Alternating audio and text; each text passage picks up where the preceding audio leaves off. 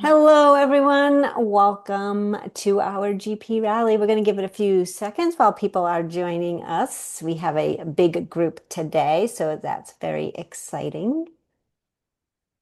So glad you are here as the participation number keeps going up.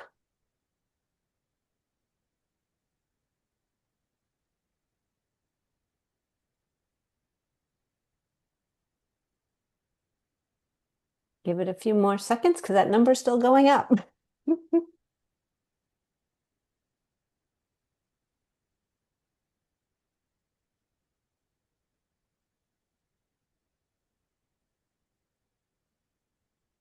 All right. This, just so you all know, this is being recorded and we will have the recording available on the Knights of GP website. So welcome back, everyone, or should I say welcome to the first timers here too. This is our second rally. And if this is your first Knights of GP rally, I'm your host, Aimee Keenan, and so glad you're here today joining us. Some quick housekeeping. This is a conversation, not a sales pitch. So nobody on this call is here to sell you anything, including me. But here's how today is going to work. We'll start with a panel discussion on AI and automation in the GP world. Then our two guests, which you can see here, we have Paige Horne from Njevity and Chris Dobkins from eOne. They're each going to show you live what they actually are building and using right now. We'll close out with our Q&A with Chris Dobkins, who will be joining us then. So if you do have any questions, feel free to add them to the chat anytime. We'll be pulling those questions for the Q&A section of our rally today. Okay, so just a little bit about who the Knights of GP are. We are a community of partners, customers, ISVs. And if you visited the website, you can see all the wonderful information out there. It is free to join. So hopefully you're already part of it. And this is just one of the rallies that we are starting these rallies quarterly. So we had one a couple months ago, and this is our second one, all about AI. So very excited to have you all here joining us for the second one. So our today's conversation, we have, as I mentioned, we have Paige from Njevity and Chris from eOne sharing all this information about AI because AI is, as you know, everywhere right now. Everybody's talking about it. And if you're running GP, you probably wondered what it actually means for you, what's real, what's usable, and what's still not ready. So what today is all about. AI doesn't replace your ERP, so we're here to talk about what it does well right now and where this is headed. So Paige is our customer support in Njevity. She spends her days in the trenches with GP customers, so she sees firsthand where automation can actually save people time and where it just adds a new thing to babysit. And then we have Chris Dobkins, who's the director of product management at eOne Solution, where he spent his years leading PopDoc. So I'm sure you're very familiar with that. eOne rolled out PopDoc AI earlier this year. So Chris has a front row seat to what happens when you connect AI directly to GP data. So topic one, cutting through the noise. This is going to be our first question slash Q&A panel that we're going to talk about. So let me stop sharing. All right.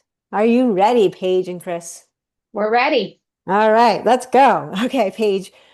So let's cut through the noise and start with what's already real, starting with what's sitting right inside GP right now and what people don't think to call AI. So before we get into anything new, I'd like to just back up a little. You've got a line that you like to use.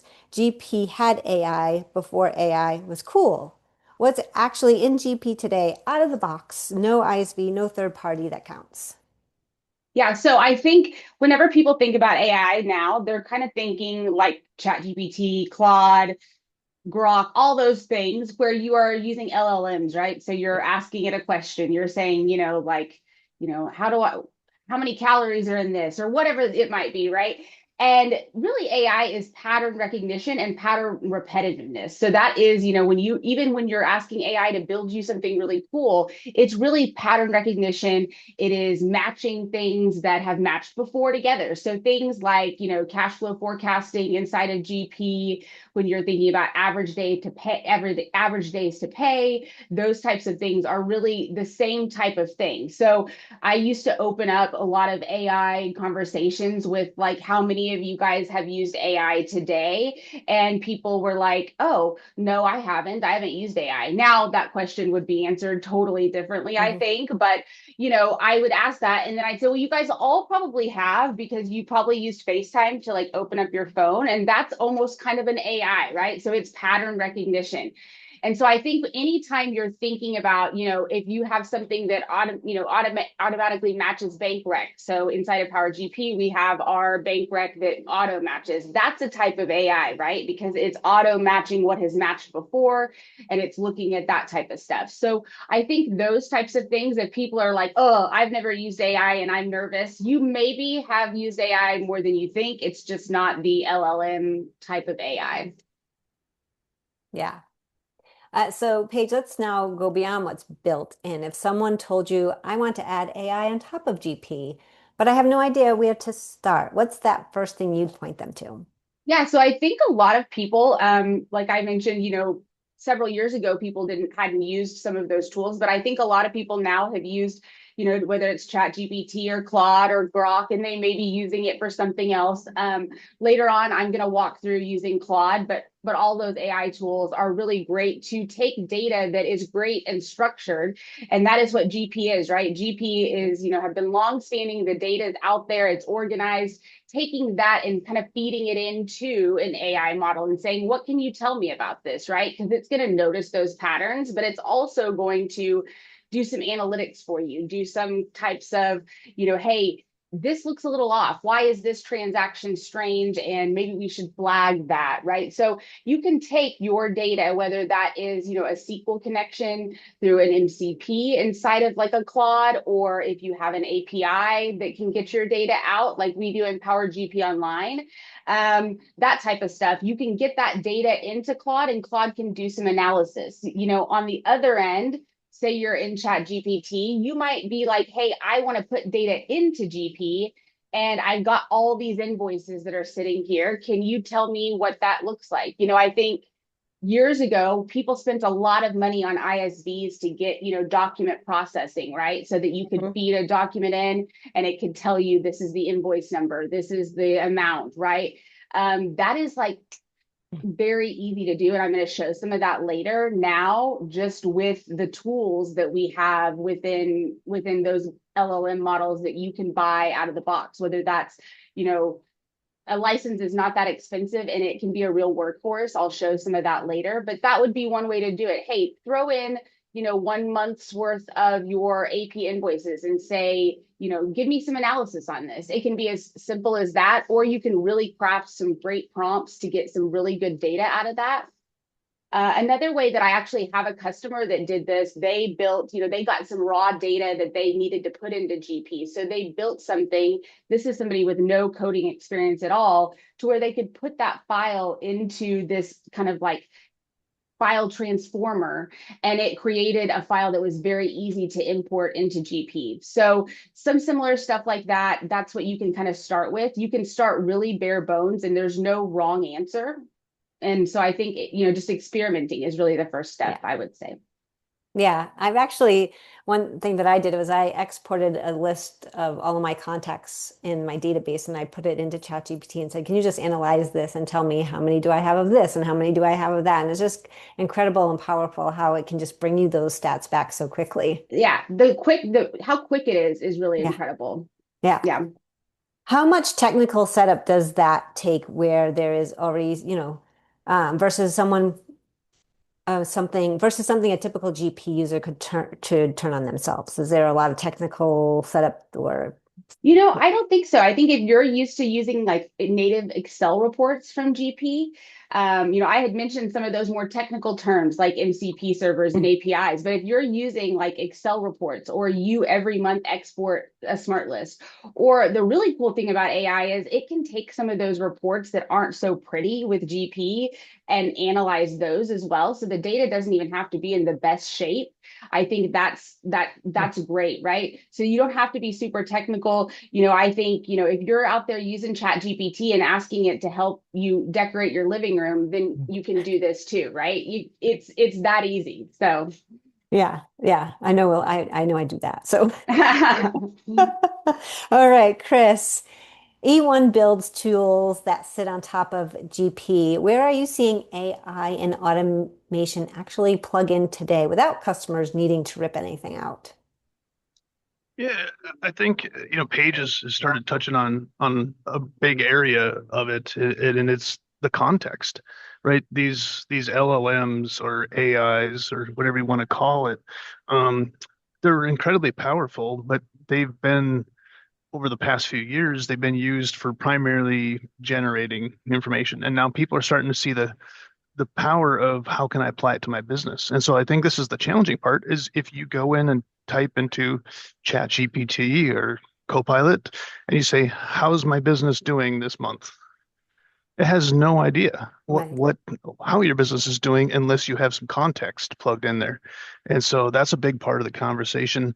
If we just take it back to say 3, 4 years ago, our marketing team at eOne was like, hey, this AI thing is gonna blow up, and we need you to put something in the product that's AI, right? And so I think that's what people did right away. They said, okay, we have a note field that is AI generated, right? It automatically took, some names from here or whatever and did that pattern, and that was AI in your product. And it's interesting because our team really rejected that and said, until we're providing value, we're really not going to approach it that way. And so it wasn't until almost 2 years ago that MCP came along, Model Context Protocol, that Paige talked about. It's not even 2 years old, I guess I should say, at this point in time. And that is really what started giving us this platform, I think, for actually making some valid areas for you to plug in your business data. And so then the next question is comes up is how do I do that securely? I think is Hmm. is is what we start seeing. Yeah, definitely. People are always worried about security, that's for sure, which, I Yep. don't blame them. It's your financial data. Exactly, exactly. Could you walk us through a specific example and what did that process look like before and what does it look like now? Yeah. Yeah, let me start with a customer and I'll leave out a couple details here. But it's very interesting. They had 90 different GP companies. And so they're a very unique business, but they have all these companies get run in different cities. So one city might have 5 different GP companies that are running this particular business. The challenge is getting the reporting out to everybody. And so some people only had access to one organization or one company. Some people were maybe regional managers and had access to 5 or 10 of them. And maybe there's another level of management that should have access to all of them or a much greater thing. So they had some pretty big challenges with doing Power BI reports or things like that. And their executives were kind of pushed for it on this case, where they said, hey, we really just want to use the AI tools that we have available to us, whether it's ChatGPT or Claude or whatever. And like, we just want to ask questions in natural language. Hmm. And so for them, it took a very customized process that was very IT expensive. I'll say it that way. And again, like, there's two expenses there. There's one, getting them to do it, and then the other part is how long does it take them to actually start that process? And so Yeah.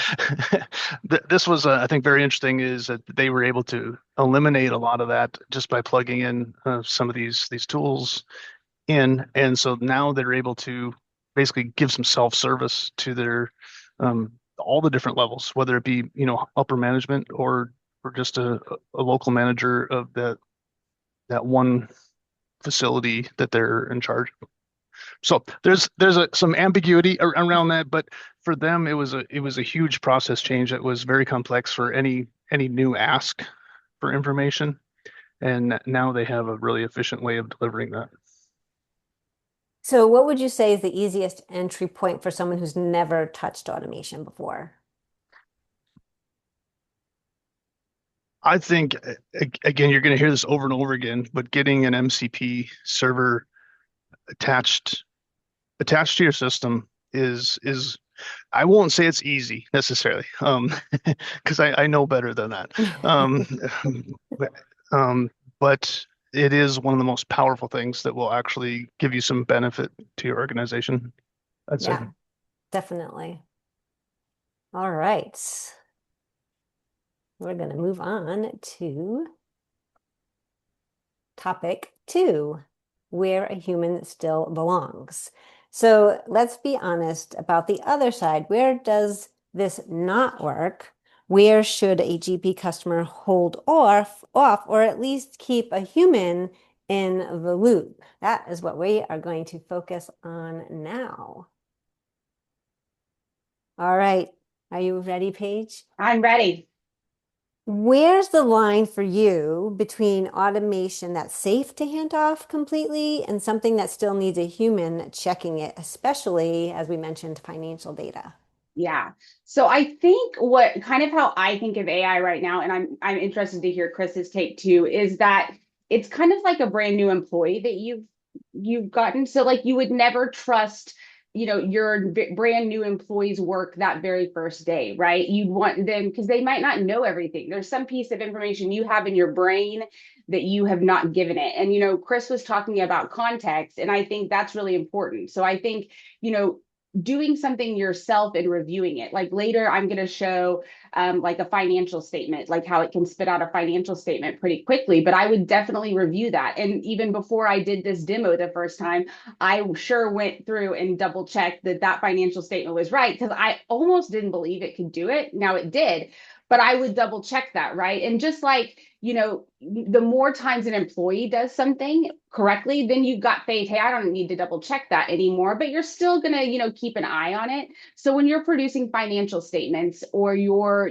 having it book entries for you, stuff like that, you want to keep an eye on that, right? But now I would say some of the more automation programmable stuff, like I talked about the customer that I know that did a data transformer. I think that kind of stuff is easier to keep hands off, right? Now you want to make sure, obviously, as you're building it, you want to make sure that all of the bells and whistles are right, all the inputs and outputs are right. But after a while, that kind of stuff is stuff that you really can have maybe be on a scheduled automation or something that you really don't have to touch, and then you're importing it. And then maybe you go back and revisit it, right? But the Mhm. really important thing is that the AI process that you're using has all of the context. And you'll probably hear Chris and I say context a million times because you have to give it all the information to get good information out. I certainly wouldn't allow it to just post all of my entries, but you will see that I am going to have it prepare entries that I'm going to review always. And I think in accounting, review is kind of always an accountant's thing, where I'm going to review my batches, I'm going to review my statements. So of course, I probably would say humans aren't going to be pulled out of the loop anytime in the next year, at least. So Definitely not. How do you think about accuracy and trust when AI touches something like GL entries and or reporting? I think, whenever you're having it make calls, you're going to see a good example of that in my demo later. But when you're having it make calls, you have to remember that it is pattern recognition. It's looking at what the most likely scenario is, right? So you do have to be sure that it has all of the information that it needs to get that right information.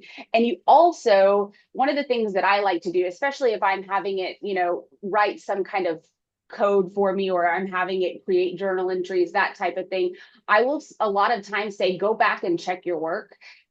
and sometimes it finds something it did wrong, right? Or I will Hmm. say, make sure that this is not going to affect my income statement, or whatever that might be. You can ask it to check its work. You can make sure that when you're going in and you're putting in all of your instructions, that you say don't fabricate anything, because otherwise AI has kind of a people pleaser. So it's going to try to find an answer. It might make up a GL account Yeah, for you. It might do something like that. So you want to make sure that you are telling it not to fabricate anything. In fact, that would be my number one instruction, to say, don't make anything up. So, yeah, yeah. yeah, definitely. And what's your advice for someone who's cautious, maybe even skeptical about bringing AI anywhere near their ERP? Well, I think the number one thing is to talk over security. Like Chris had mentioned, security is a big thing. Most of what I am using here is for sample data, but I do know that customers are using it for their own financial statements. But you really want to make sure that you have that conversation first. I know that when I have spoke at conferences before, I've had a lot of people say, well, my IT department won't let me do it, right? And so maybe have that conversation first. And maybe push back a little bit on some of the ways that you can do it securely. And then I would also say, watch our demos later and see the cool stuff it can do. If you're hesitant because you think you're not technical, I can tell you that I'm moderately technical, but I think that it has allowed me to do things that I would have never dreamed I could have done. So really just, give yourself that agency and confidence to try it with one of the things that I show later, or try, whatever Chris has that he's going to show. Really just getting in there and kind of getting your hands dirty and looking at it. That's the best way to do it. If you're hesitant, try it, because I think Mhm. you'll be surprised how easy it is. Yeah. All right, Chris, what's overhyped right now? Where have you seen someone bolt on AI and create more work, not less? Yeah, that's a really good question because there's a lot of areas, and so I'll maybe touch on a couple. On the chat side of thing, I'll say this. Um, One of the things people can very easily do, and Paige referenced this, is that you can say, "Hey, build me some really nice and pretty looking things," or even people are building full-fledged dashboards. And there's an element to that that's pretty nice, right? Again, even maybe some of the more expensive reporting tools out there, traditionally maybe like a Power BI or Tableau, that have a bunch of other expenses on that. You may not need that for some of the simple dashboards that you need there. But I think one of the challenges is, while that's really easy to do, it is that human checking that, going, okay, when I click on this thing, does it actually flow through the right dates, the right customers, the right GL accounts, whatever it is. And so I think that's one of those things. The other part to even a dashboard is that sometimes you don't give yourself enough um, runway to ask deeper questions, right? So I might be looking into my vendors or something like that, and I want to look deeper. I want to dig in a little bit deeper and keep going. And so if you have a cute little dashboard that has everything all summarized and is really nice, that's great. Mhm. But what happens? What's the next? Excuse me. What's the next thing to I can ask it?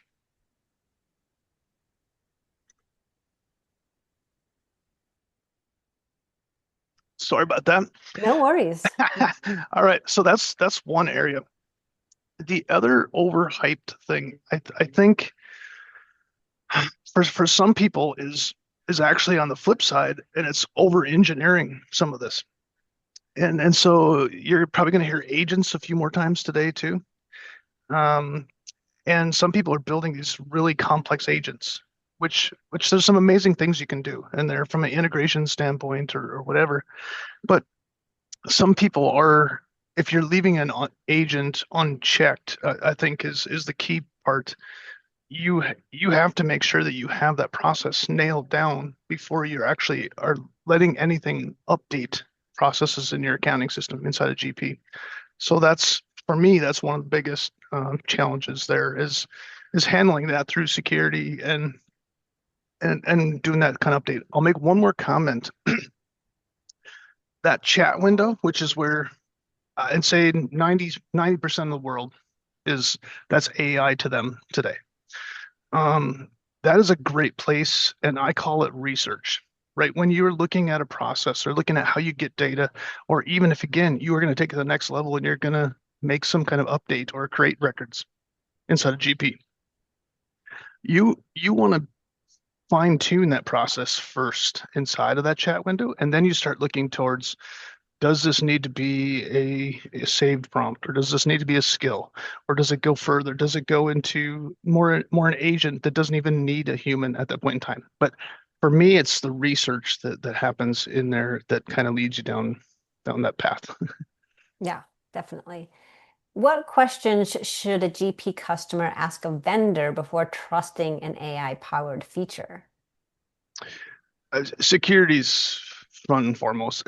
Whenever you're talking about ERP data, right, that is the most sensitive data at your organization, maybe with the exception of, if you have HR payroll type data in another system, but that's your lifeblood at your company. And so you need to make sure that beyond just maybe the years that you've had GP running and you've set up all of these, security roles and stuff like that, once you start making that available to an AI, you need to make sure only the stuff you want to make available is available. And so that to me is probably the biggest challenge today. Yeah, definitely.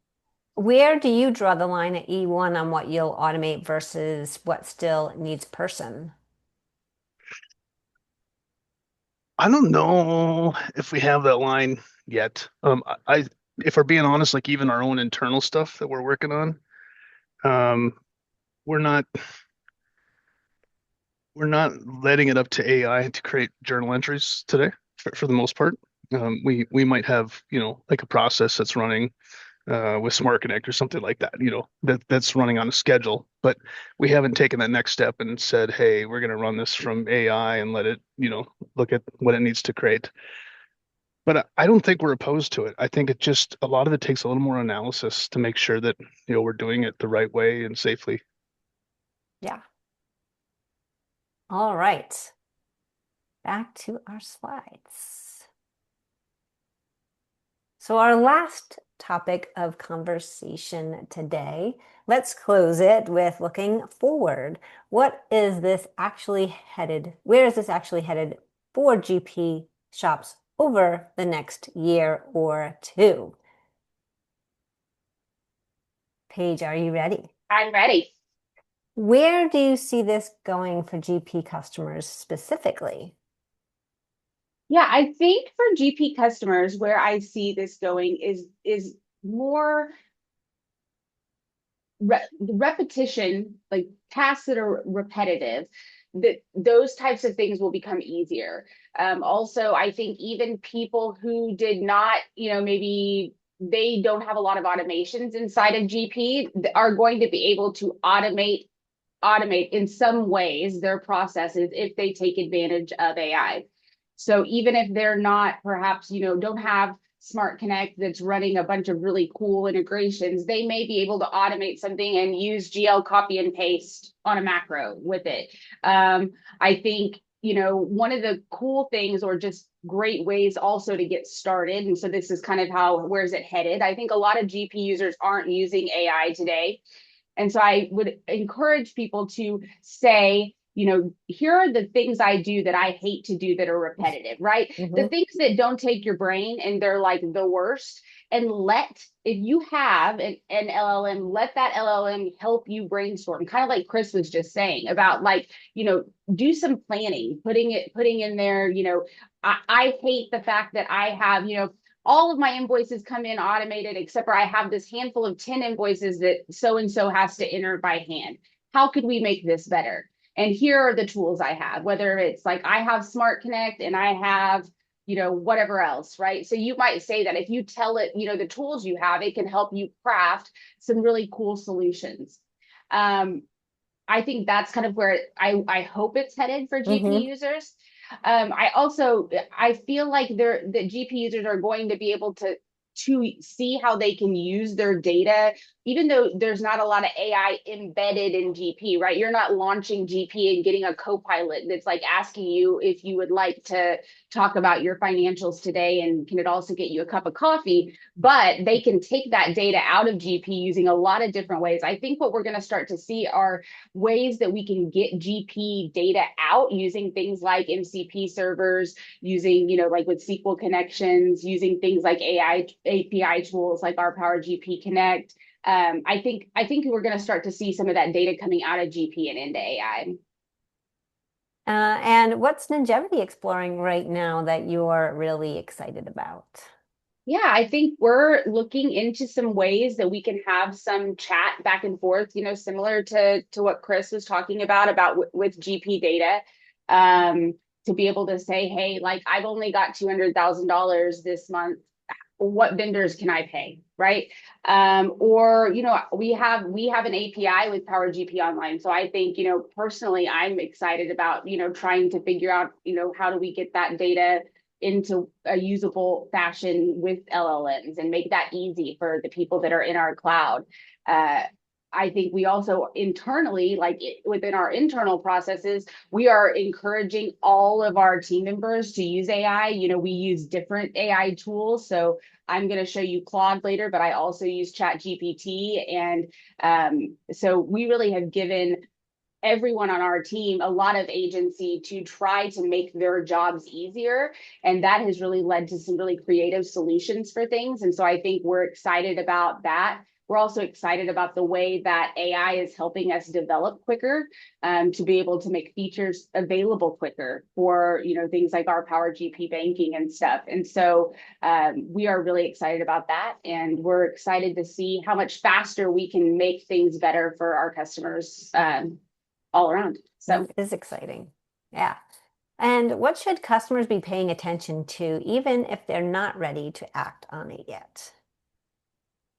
I mean, if they're not ready to act on it yet, like I said, I mean, I don't want to be a broken record, but I think they should be seeing what ways they can make anything easier with AI. To dip a toe in the water. If you're not ready to upload your whole financial GL to an AI and you're hesitant about that, then maybe look at what other ways AI can help you with, like either that's data transformation or that's analyzing, even if you don't want to put all your GL data in there, maybe you just upload a financial statement and see what it says about that. I think if you're not ready to look into it, you will be. I think, just hearing like if you're not ready to jump into it, I feel like a lot of people on this call are all probably using AI, and seeing the adoption rate change, like every year that I speak at Summit about this, it's like the first year it was like 2 people raised their hand, and then the next year it was like almost everybody. And I anticipate that when I'm there in October, everybody's going to raise their hand and have used 6 tools. So I think that would be my thought. If you're not ready to use it for just all of your GL data, then pick one thing. Yeah, time to dip your toes in the water, so to speak. Correct. All right, same question for you, Chris, from the ISV side. Where's eOne headed, and what should GP customers expect from the ecosystem? Yeah. Maybe I'll just start with kind of the last thing that you actually asked, Paige, because I think it's a good transition into this. How are people getting ready for it? And Mm-hmm. I'll start with how you started the call today. You said, "Oh yeah, I had an Excel spreadsheet with my contacts and I uploaded it." Right? So I had some context. So I think people, whether their organizations are very large or very small, are starting to embrace this thought that AI can do this for me. Which the big challenge is, right, is depending on like if you're on a free version versus Mm-hmm. paid versions of some of these tools, there's different security considerations that have to be made. Because on the free version, if you're making this available, then their license agreement says that they can use it for training their models. And so you don't really want that with your sensitive information. So that's if I gave one piece of advice for anybody just starting to explore, is before you start plugging in any of these systems, including an Excel spreadsheet with all of your important Right. contacts, is to make sure you're on a paid version so that you have the proper license agreement that says they can't use it to train their models. So Love there's that. my first piece of advice. So, but I think the point of that though is that people are they're starting to want that context. It's not enough to go, this is a great thing that it generates cool things for me. It generates cool text, generates images, generates video. It's now how can I apply it to my business? And I think if we look at what eOne is doing with PopDoc AI, which is primarily focused on the MCP and basically making all that data securely available to the AI client of your choice. But the other part to that, I guess the flip side of that is while we're talking about kind of the chat experience, Hmm. there is more and more, and I think you're going to see it, especially in the next year or two. There's going to be more agent type driven processes going on. People are going to go deeper into it, and they're gonna take it that next level. A lot of times, I guess I find is sometimes you're solving one issue on the surface, and then if you start talking it through, you can go deeper and you can take it one step further and go, okay, I can get rid of another manual step. I can get rid of another manual step. And so now you're three by just thinking through it, you're three steps better than you were only trying to fix one thing. And so where I'm getting at with that is that some of the tools that we are coming out with in the near future are actually focused on the developers, which is ironic because our whole career here at eOne has really been about taking powerful tools and bringing them more towards the end user. And and ironically, some of the things now are leaning towards more of a development. So you'll probably hear like CLI or command line integration. This often gets paired with like agents. So this is something that eOne is using or is coming out very, very soon so that you'll be able to, if you don't want to have a user interface, you can now have it, securely accessing your GP data through there. Some of the other things too are just better ways of getting at that on-prem GP data, right? If Hmm. it's not hosted in a cloud somewhere, which some of it is nowadays, but there's still a whole lot of it that is on somebody's on-premise network. And so how do you solve that access to securely do that and again, not involve the entire company and IT team. So we're working on some things there just to make that access a lot easier and still be secure. All right. All right. Another question for you. Does community-driven direction, like what the Knights of GP is doing, factor into that all versus everything being vendor-driven? I I think we do love listening to our community. Again, if I even take it back further than eOne, I've been with eOne for 21 years. But before that was with Microsoft, and before that with Great Plains. And so since '96, I've been focused on GP. And so listening to the community and what they want is important. I still go back. Here's a funny little moment, but I remember when we as GP, or I was at Microsoft at the time, we announced that you could clear your user from the activity file.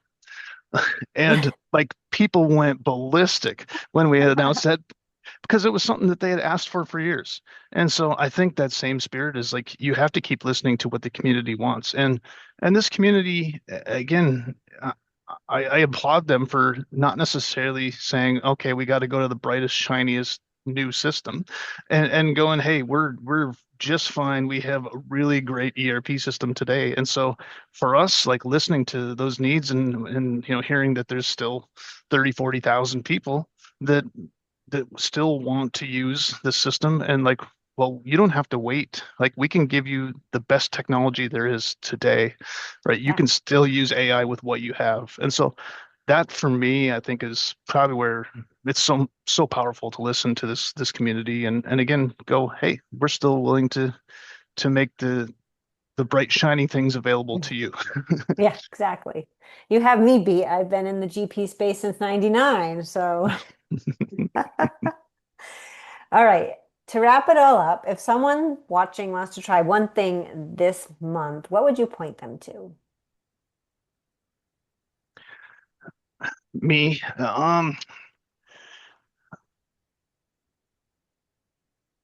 try try to get well, and this is going to depend on what kind of client you have and what you can or can't do in your organization because there's different rules on what you can do. But if you can, try to add some type of MCP server, or it might be called a plugin on ChatGPT or a tool on Copilot.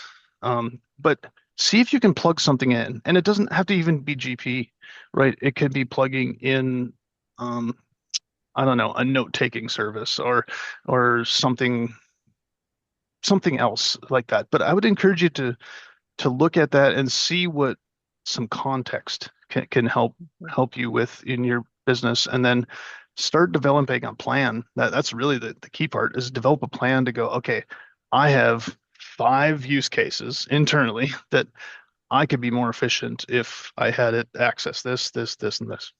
Yeah.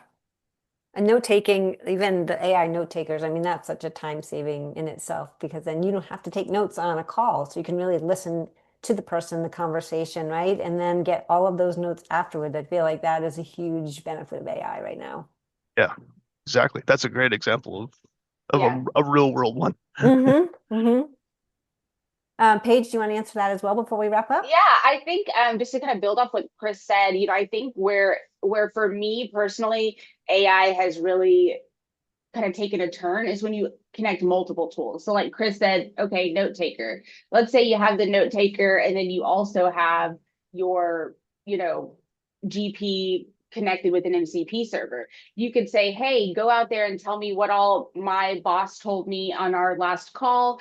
And then it might list a few things and it'd say, okay, well, go grab that information at a GP for me and put it in a spreadsheet. And then that way I can send it to my boss. Or even further, put it, out into Teams and message my boss on Teams. So when you've got those different things all linked together, that is where I think if you're a more experienced AI user, you're using LLMs to do a lot of stuff, connecting more tools will make it more accessible to you. It will you will see a more full circle ecosystem of what you can do. So that'd kind of be my thought is connect more tools together and Yes. see how you can use them together. Love So. that. All right, so let's get hands on. Paige. The floor is yours. Show us what you've got. All right. Okay, so I'm going to share my screen. I'm going to send a request to share my screen. Okay, share. All right. So my thought on my demo was that I wanted to show you guys something that if you had never used AI, and I know that Chris is going to probably have some cool stuff with MCP servers. Mine's more, hey, I've never used AI for my financial data. And so I'm going to do stuff that's pretty bare bones. This is, you can take some stuff out of Smart List and export it to Excel and use that, or you can use Power GP Connect API, that kind of stuff. But this is just Excel spreadsheet type stuff. So the main thing that, if you take away one thing from this demo would be to put context in and give good instructions. And so I have this first one up here that is CFO Simulator. And basically I have instructions up here. So this is a project inside of Claude. It could be, if you have something else that in ChatGPT, there's similar tools as well. But up here, I have instructions. And if I go to edit instructions, you can kind of see what I've said here, that I'm a CFO with 15 years of financial experience. And so I'm going to be uploading financial data. And so I actually used Claude to get this information. And so I actually said, I want to use this tool. I want it to do this. And it helped me get real detailed. It asked me some questions to come up with what this is. So I'm going to save that. And then I have a file out here that's just some GL data. And I want to say, look at the Excel file attached and prep me for my board meeting tomorrow for March 2027 year-to-date data. And then I'll send that off, and you can kind of see over here, if you're unfamiliar with how AI works, it's going to show you progress. It's thinking about what it's going to do. It's making its plan. It's going to have some outputs over here. And it's thinking and thinking. And I'll say it's gotten much better, but I think AI demos are always different because you never know exactly how it's going to spit out. It's not like something you can, plan for. So, and while it's thinking, a couple of other great things that I'm not going to demo today, but that I have demoed in the past is, like a vendor and customer combiner. Like if you've got a bunch of vendors that you may have duplicates, it's great for that. Upload a list of vendors and say, hey, are there any of these that should be combined? Same thing for customers. That's another great use for it.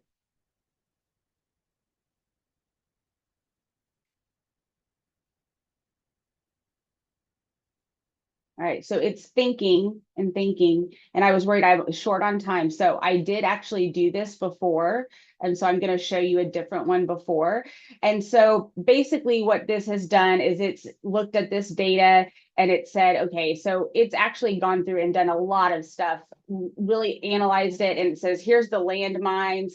45% of this activity is beginning balances because this is a crazy test company. So it actually calls out all the stuff that, would be out there, but it will say, here's the sample company, here's the sample questions. It gives me the why it's asking this and what the right answer is. So this is great if you're at that controller level or that accounting manager level and you want to upload your financial statement or even upload, like, let's say you prepare a deck of information and upload it. This would be a great way to do that.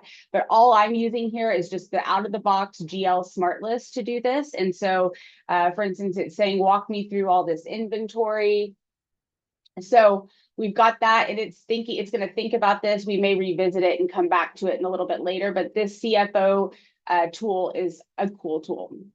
So earlier, the next thing I'm going to show you is this AP imports. And again, you'll notice that I'm using a lot of projects. That's because I can save these instructions out here and it will help me not have to type out what I want every single time. You can do a lot of stuff with that. You can do skills, you can do different things, but I'm using a project today.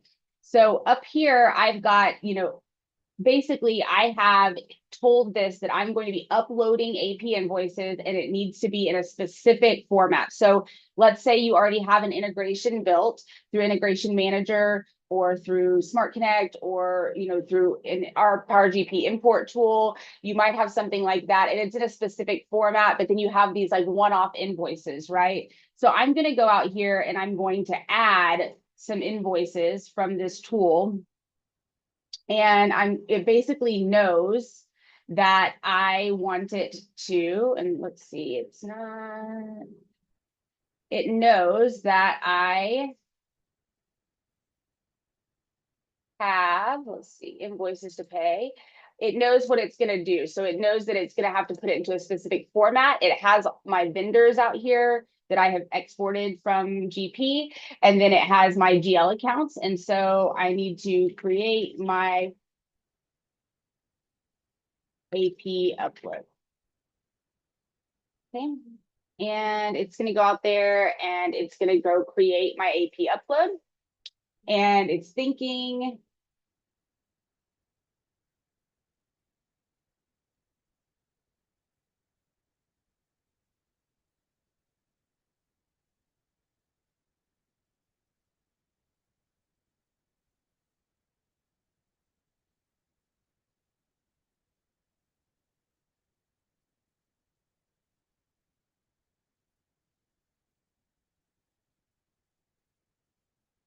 thinking and thinking. And so what it's going on doing is it's using my my vendor list and it's comparing that to what was actually on the invoices. So earlier, I was talking about how it used to be that we had to, pay a ton of money for document imaging and stuff like that, and that it was kind of difficult to do, right?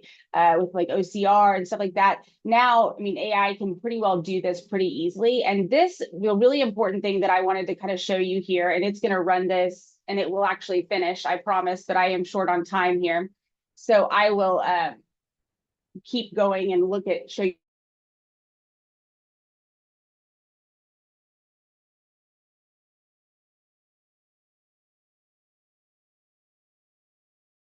So it went here and it created my upload for my AP invoices, but I had told it not to fabricate anything, right? And so it knew that it couldn't figure out what it needed for this GL account because I didn't have a raw materials account. So it actually knew that this was raw materials. I have no raw materials GL account. And so it went ahead out here and said it needs GL. So it didn't make anything up. So that's kind of one of those guardrails that I'm using to make sure that it's not just inventing something or say using a different materials account that might be a different account that I don't want to use. But it did go out here and create it exactly in the correct format out here. It used the right date. It pulled the amount. It pulled the payment terms, and it was decently quick. So it's thinking right now, but whenever I did this earlier, I want to say it maybe took like 2 or 3 minutes to do. And so that's what this one looks like here. So that's AP invoices. The next one I wanted to show you guys is that we have invoice payment. So basically, I went through this, and I am short on time where I would show you this live. I basically said, hey, I paid this invoice today, and you can't really see what it is, but this is for an annual software subscription. So fellow accountants out there will know, you're paying this big software subscription, and then you're amortizing it over the year. And so it had the invoice facts out here. And then it said, okay, where do I want to put it to? So it looks like, it's confirming that it should be expense to technology expense. And in my project, I had given it a list of GL codes. And then the credit is to prepaid assets. And so it's making me make sure that that's right. And I'm confirming that that's right. And then here it's building a deliverable. So what I had asked this to do is to always give me accruals. So I wanted it to say, okay, if I tell you I paid an invoice, I want you to look on the invoice for the time period that it covers.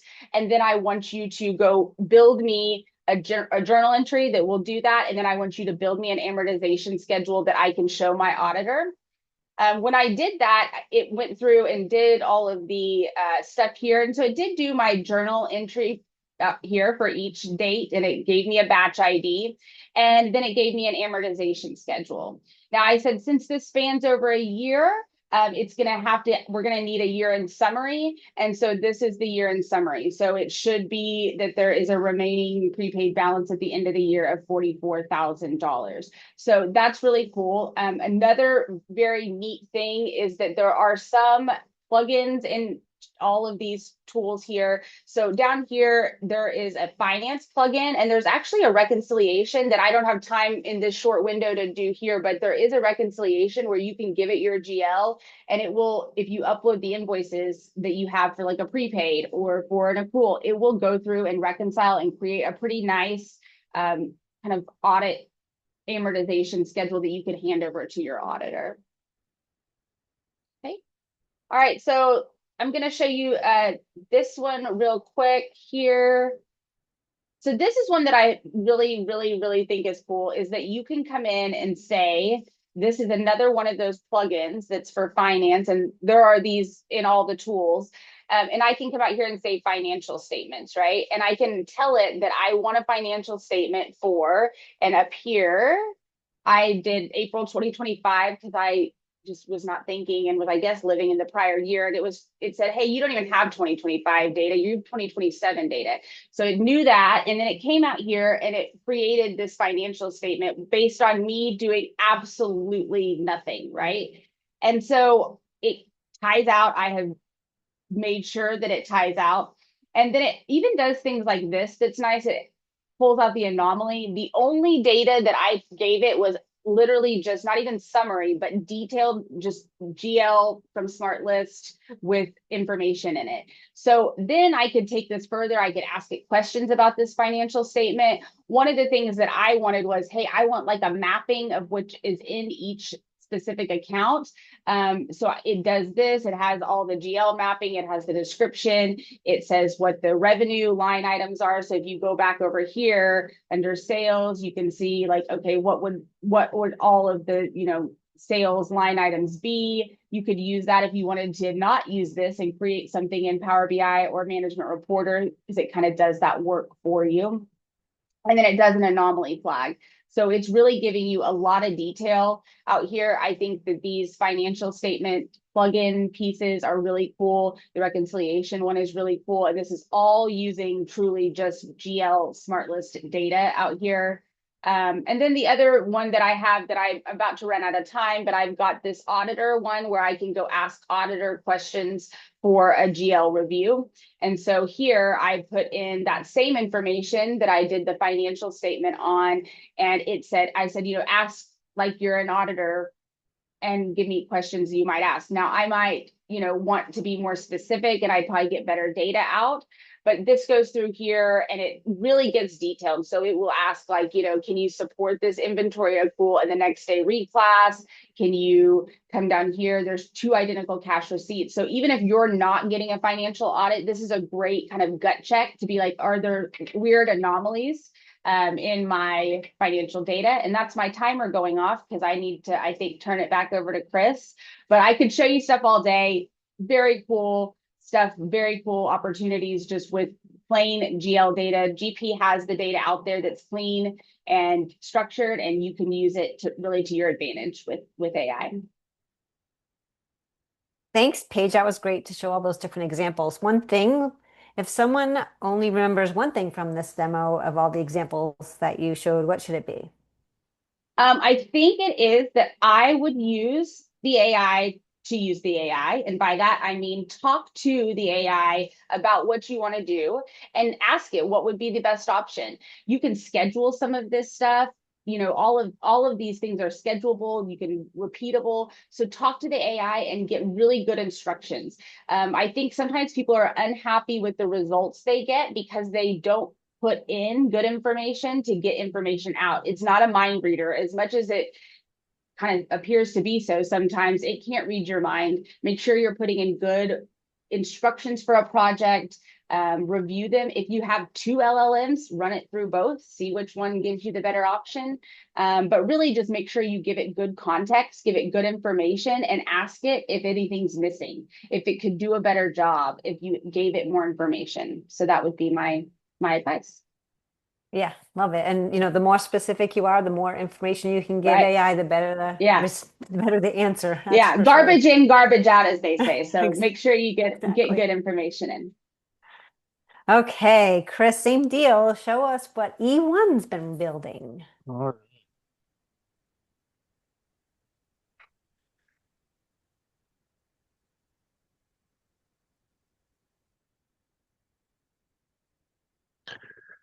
Okay, we're going to spend a little time inside of Claude, and you might say, why are you showing Claude just like Paige did? Probably because they're leading in this category right now, right? Again, they are really the ones that came up with the standards for MCP, and they're kind of killing it right now in the ecosystem. Not to say that again, there's not some other tools out there that have a client or host that's very good. They're getting better, but for the standard, I think Claude is probably where it's at. So let me start with a little conversation here, right? I am going to ask it, hey, I want to analyze and summarize my sales by line item for the 3 most recent years of data and give me a summary by customer for my top 10, right? This is how I think a lot of people want to start. And this is a great place to start until this is something, if you're asking this every day, or if you're asking how your sales were this week compared to last week or this month versus last month. Well, if you're asking it the same way and you want it in the same format, right? Paige talked about like sometimes you don't know what you're going to get. Well, this is where it makes sense that you start doing things like a save prompt or a skill, because then you're going to get that repeatability. You might get a few words that are different, but then you're in charge of the instructions saying, only do this, then do this, use this, you do that, right? So you have it nailed down on what it's doing. So right now, what I've given it is I've given it about, I think it's about 1,000 line items of data, and it's crunched through. And again, our 3 most recent years of data, like Paige said, is basically 2026 to 2028. So if we look at it here, right, we can get a little bit of breakdown of what we've sold in that time. And then I wanted to look at the items, right? So here's our top 10 items. I didn't ask this. This is to Paige's point. I didn't ask for it by item. I asked for, no, I did. I asked for it by item and customer, is what I did. But what it's done is it's given me that breakdown of both the quantity and the revenue that's coming from everything there. And then if we go down a little further, we can see by customer. Here's our top 10 customers that this is coming from. And by far, right, we have Adam Park in this case is really out there. But what's interesting is it gives us some commentary, right? Saying, hey, they had one really, really large order for 10,000 of this product, and that's why they're at the top of the list. So we got to get back to our old buddy Aaron Fitz, right? It's not a real demo unless you have Aaron Fitz in there. So this is how I want to interact with it. I want to say, well, let's dig in a little bit deeper on Aaron Fitz.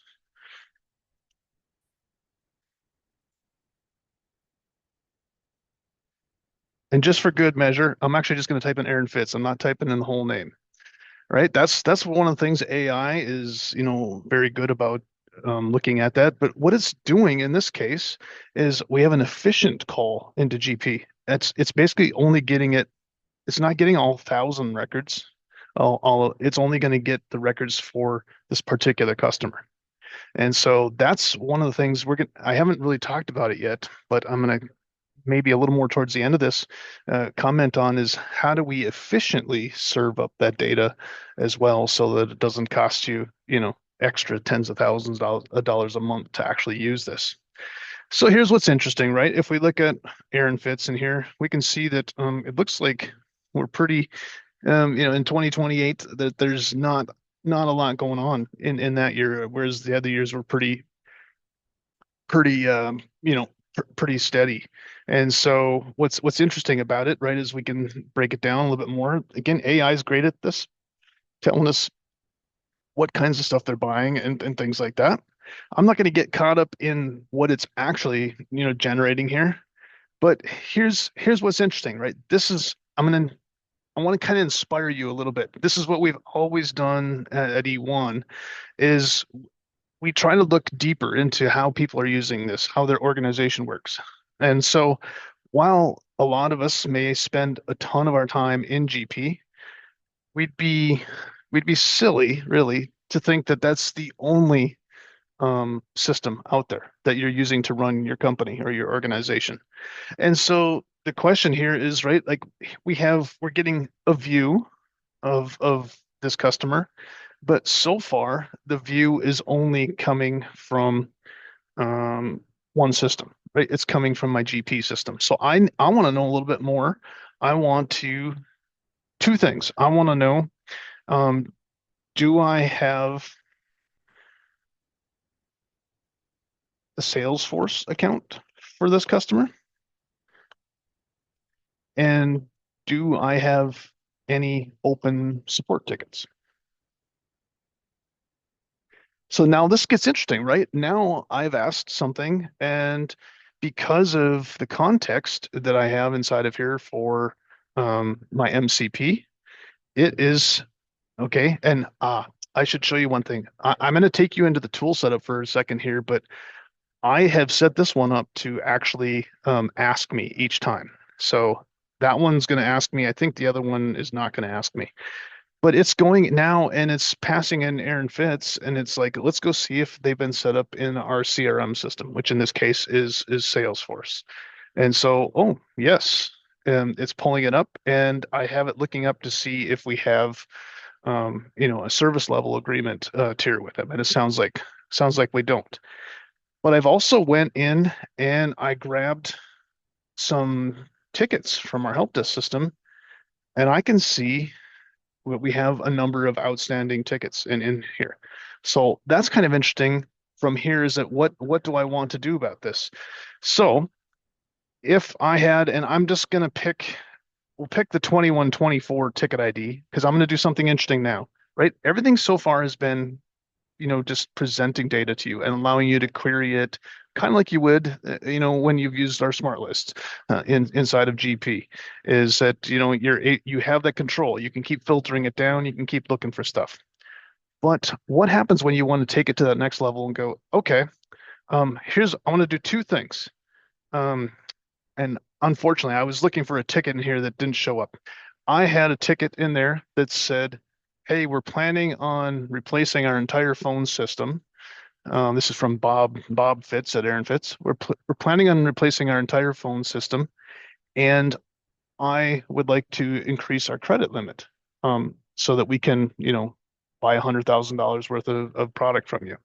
So, what can I do from here to actually make that a little bit easier and interact with my GP system, for one, in this way? So let's do this. I'm going to say, um, yes, let's increase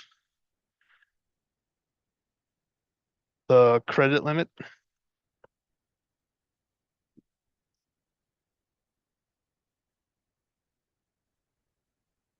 and I'll increase it to 50,000. Oh, okay, we'll go 100,000, and then close the ticket.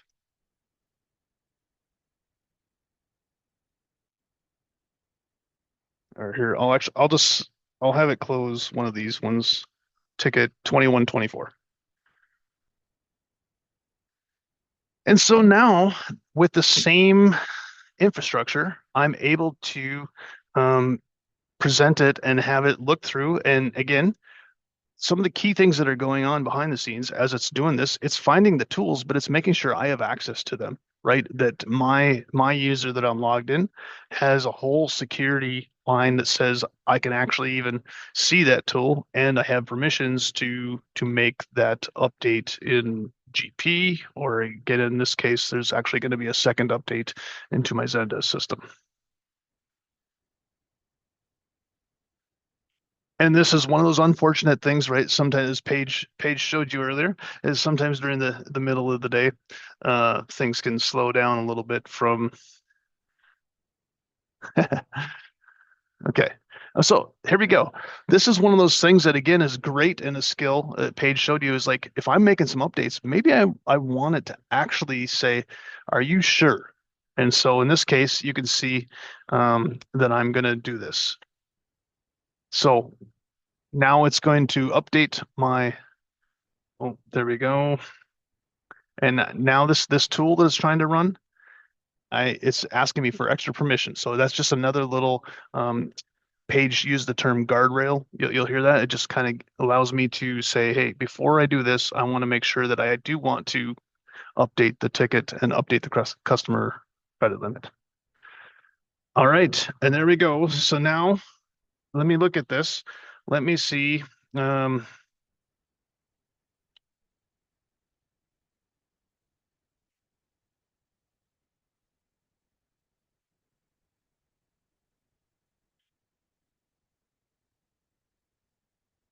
So now I'm just going to pull back the Aaron Fitz's record, one more time from GP, just to see if we have that $100,000 credit limit that has been updated.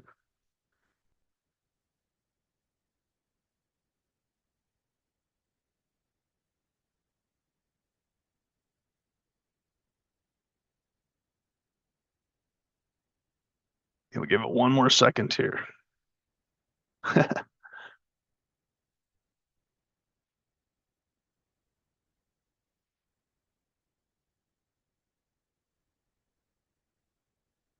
All right. Well, maybe you're not going to get to see that one complete.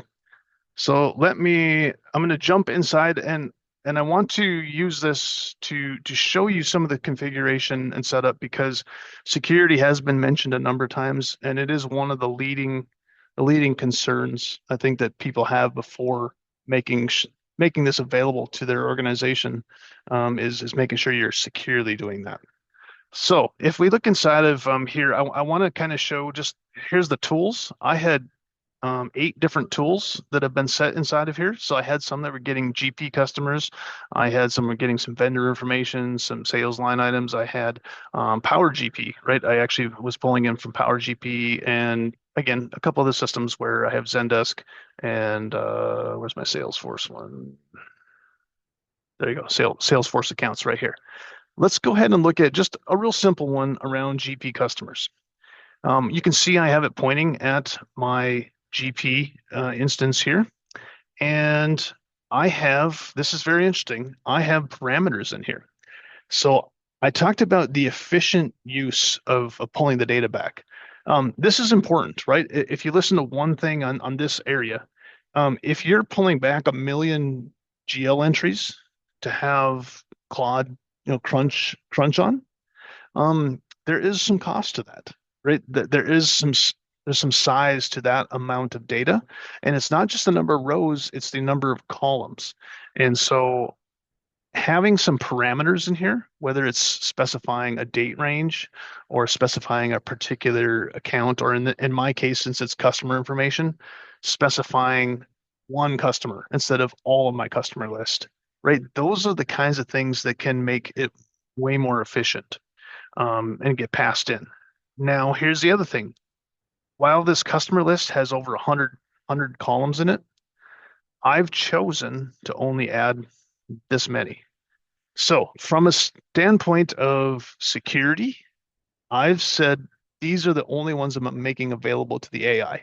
Even though I have a list inside of PopDoc that can access all 100 of them, right? I could choose to add field and I could see all of all the fields or columns that are in that smart list, if you will. But I've said the AI only gets to work with this. And so, from a security standpoint, that's really powerful.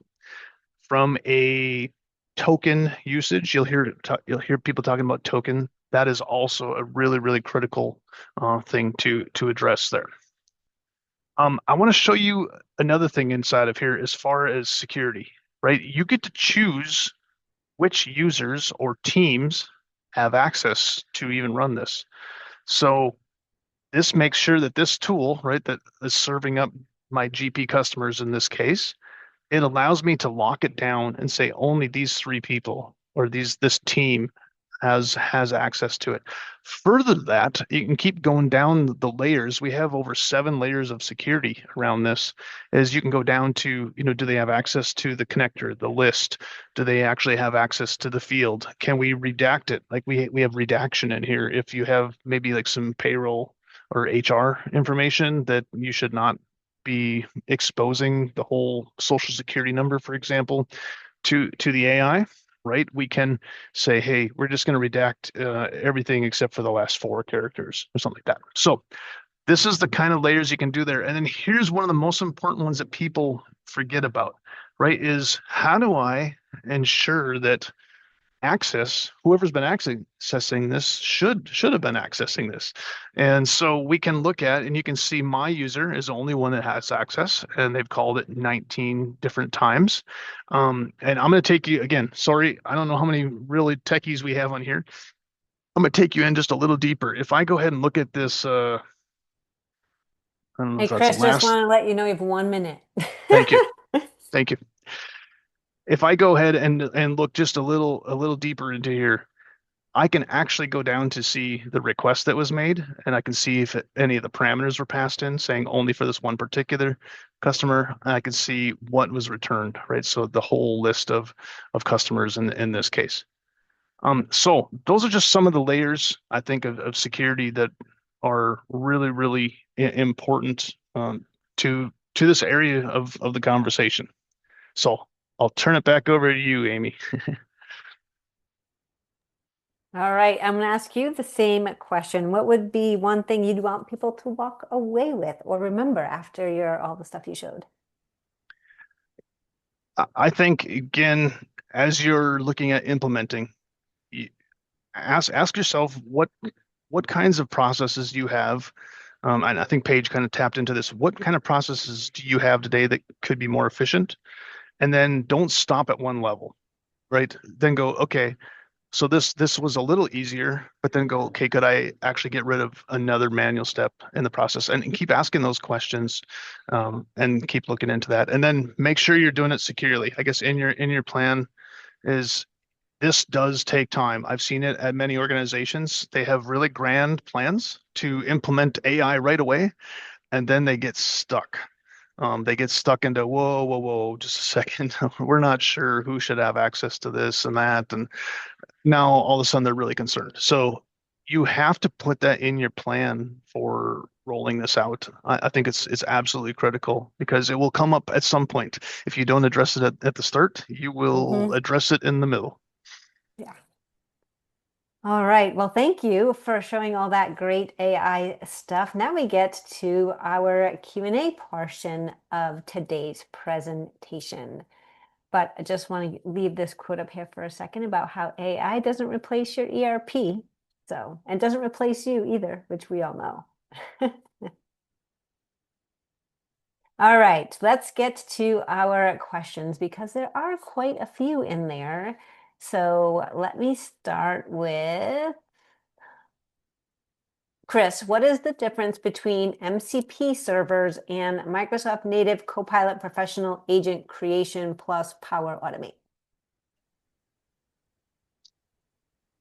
Well, I mean, a lot of they're essentially acting as that context. Again, Paige and I both have said this earlier. The key part of MCP, Model Context Protocol, is context, right? How do you provide meaningful data to it? So that's just kind of like a different tool set potentially that might not have an MCP server. But the standard, the industry standard is MCP. It's kind of like the ODBC, or some people have described it as like a USB, USB-C, right? It's a standard for plugging in any type of data.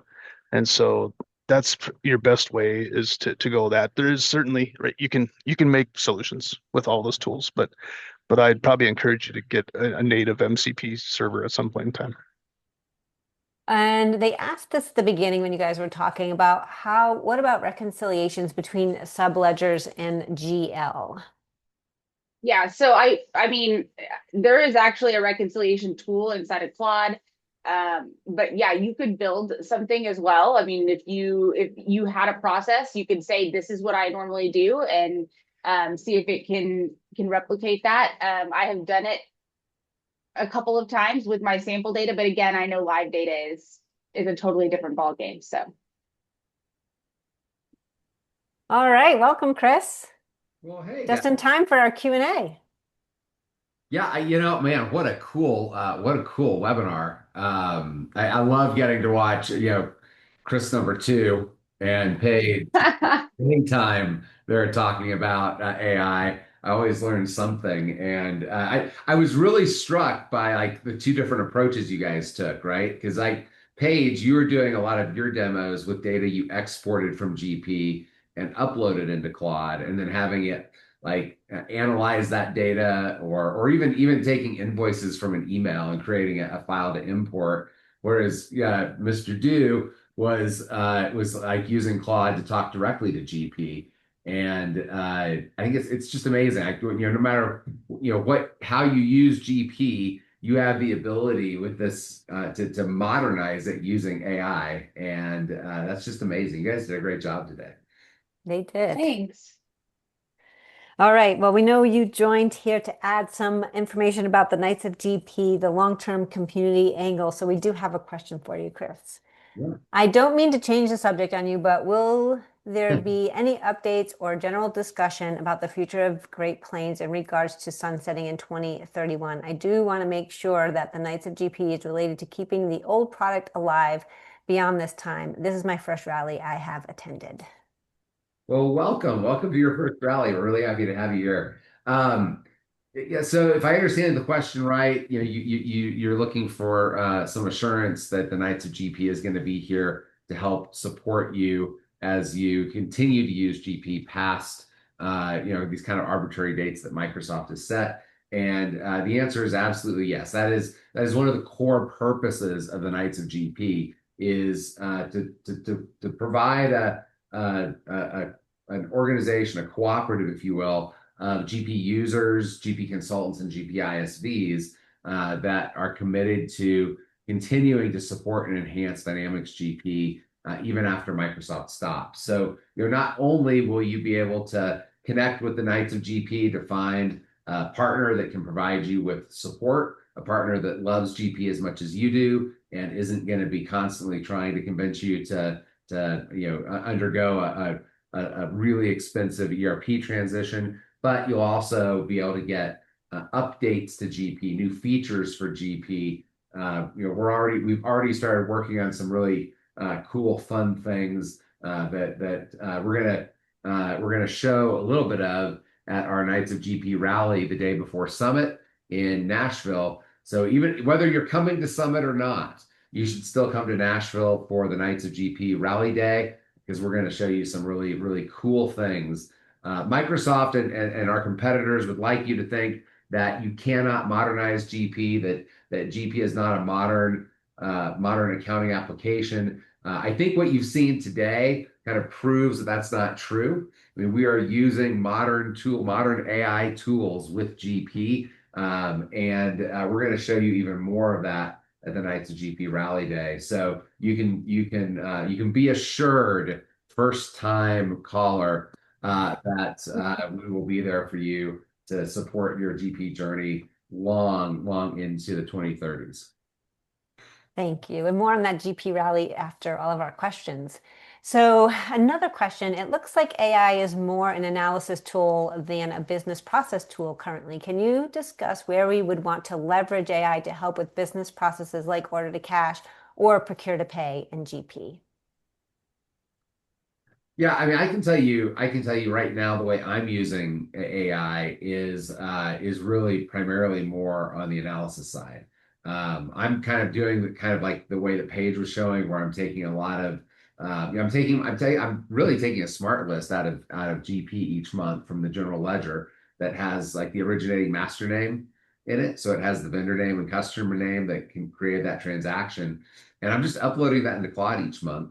And then I can ask it questions like, hey, how much have we paid Bloom Growth this year? Or hey, Claude, how much have I paid Anthropic so far in the last 12 months?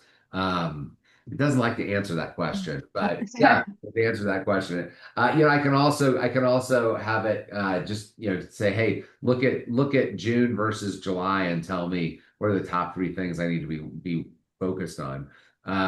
So I mean, that's really where I've personally been using it. I don't know, Paige, Chris, do you have any thoughts you'd like to add on some more of like the automation aspect of some of these processes, like the quote to cash process, for example?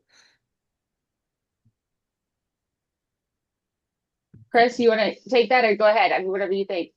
If you Chris? got something on more of that process, I was going to talk about like some other processes that we're doing internally too. So Yeah, I mean, I think I kind of talked about how it can allow you to sort of code if you aren't a coder, which is kind of dangerous a little bit, but also can be great with what I said, like a data transformation tool. So like if you've got really ugly data, you can have it transform that data to be pushed into GP.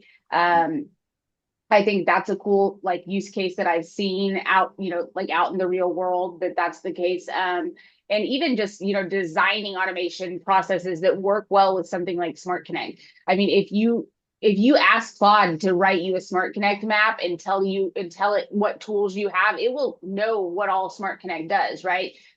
But you can also say, hey, like use this version of Smart Connect because that's the one I have, and it'll go look at that specific module. So more than I personally haven't used it as much as like, hey, I'm going to have it go push those journal entries because I don't know that I would feel super comfortable having it do all of my entries for me yet, right? Because like we talked earlier, but I think that data transformation type stuff or being able to code something, I think where you also can have an advantage is say you don't want to put your GL data into Claude, you could also have it do something where you created a tool outside of Claude that would be able to take that data and change it and transform it. So there's a lot of options, but yeah, I think there's some automation options there. And like Chris said, having it create, answer questions for you and stuff like that. So.